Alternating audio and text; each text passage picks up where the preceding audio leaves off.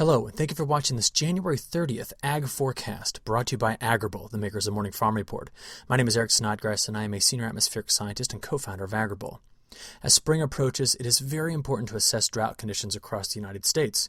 So here's the latest U.S. drought monitor map from last week. And January has been very good for reducing and even eliminating drought across certain parts of the United States. We have seen improvement in nearly every region of drought in the United States, except for some parts here in the central part of the U.S. But this is a region that the Corn Belt should be concerned about in the preseason, as drought that kind of hangs around in here in the central U.S. during winter has the potential to spread north and east if it is still there in the spring. But before we get into this week's weather and that longer-term outlook, you're watching an animation here of the United States drought monitor maps over California from 2011 to present. It took 5 years for this drought to develop, and so much of it has been erased in the last 45 days. This animation was made by KQED using data from the National Drought Mitigation Center. Watch the exceptional drought area just vanish at the end of this animation. As I have stressed in so many ag forecasts lately, this snow will mean that California will have a great water year with full reservoirs and potentially less of a fire threat. If this didn't happen, 2017 was set up to be a very rough year for agriculture in California. Well, the flow pattern that brought several feet of snow to the west has changed recently, but the west is still in for another big punch by the end of this week. Here's the overall flow pattern of the jet stream for this week. By midweek, we are seeing a large blocking ridge in the jet stream over Alaska, while a broad trough forms over the Hudson Bay. We have to watch these high amplitude flow patterns very closely, as they can really impact U.S. weather. Essentially, the flow of the jet stream will do this. And this flow pattern means that fast clipper systems will drop south out of southern Canada and race across the northern Corn Belt into the Great Lakes region before heading off to the east coast.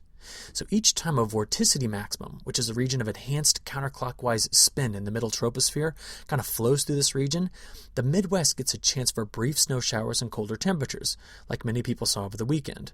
But given the lack of any significant waves in the flow through most of this week, it will be a relatively dry week for most in the United States. So here's the total accumulated precipitation through early Friday of this week, as forecast from Sunday's GFS model runs. It's going to be a quiet week overall, except for the West Coast, which will deal with what we call a stacked low that will push onshore by Wednesday into Thursday. That's one where the low-pressure system extends all the way through the depth of the troposphere. Otherwise, each clipper system that pushes through the Midwest and the Great Plains will drop some snow right in through here, and we are expecting maybe 2 to 5 inches more snow in this area throughout this week. Now, the mountains of Pennsylvania and western Virginia will receive more as the elevation aids in lifting the air to make some more snow. But while most of this week is relatively inactive and significant weather, we need to watch this area right here later in the week. By Saturday, we are forecasting the development of what is called a panhandle hooker, which is a low-pressure system that starts in the panhandles of Oklahoma and Texas and then kind of hooks to the south before heading back toward the east coast. The concern with this system is that it could produce a wide range of impactful weather, from storms across the south, which has already had its fair share of severe weather so far this year, to potentially a band of freezing rain and sleet, and possibly even some snow for some regions that have not had much snow at all this season. The issue is in the timing, as many people will be out on Sunday afternoon at Super Bowl parties, so be very careful driving in these conditions this next weekend. Well, longer term, the GFS is showing that through the first half of February, the West Coast will get a break from the really cold winter it's had so far, as kind of a ridge builds into the system, while the eastern half of the country, which has had a relatively warm January, will finally start to see some more seasonable weather conditions. But back to the preseason drought discussion we had at the beginning of this video. The forecast for the next 32 days or so from the European model does hint at the possibility of it being a bit drier than normal right in through this region, but I'm not overly concerned about this just yet, as we have to wait and see how deep and wide that trough is over the east coast that's expected to form this weekend and next weekend. It's just something to consider at this point, and you have to remember that March and April rains can erase drought in the middle part of the country very, very easily. So again, all of this discussion of preseason drought is just something I'm watching. We just need to keep a close eye on it. The good news is that right now Texas is not in major drought, which is a big indicator of having drought spread up the middle part of the country for the start of the growing season. Well, as we finish this video, let's take a look at South America. Over the last couple of weeks, locally heavy rain in Mato Grosso has interrupted harvest efforts as well as the early planting of the safrinha crop. But more reasonable rainfall is expected this week, which should allow harvest to resume.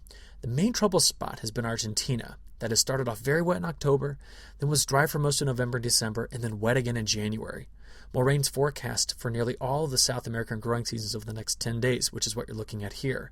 And Argentina is forecast to have a few days this week with temperatures in the lower 100s, but nothing sustained as the weather patterns are very active and not blocked up. Nevertheless, if there is a trouble spot in South America, it's with the Argentinian crop. Well, as always, we at Agrible will bring you the latest and best weather forecast information through our morning farm report so that you can efficiently plan your operations. We thank you for your attention. We hope you look forward to our next ag weather forecast. Thank you.